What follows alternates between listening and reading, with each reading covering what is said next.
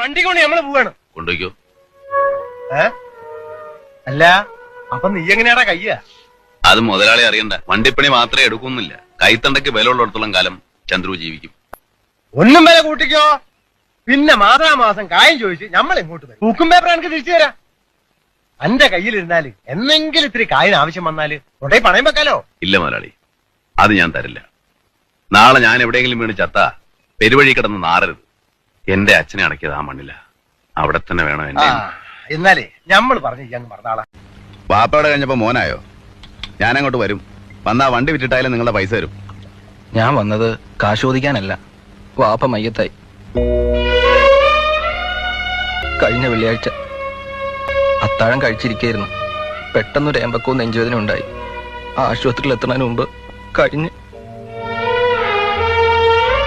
ഒന്നും അറിയിക്കായിരുന്നില്ല. പറ്റിയില്ല.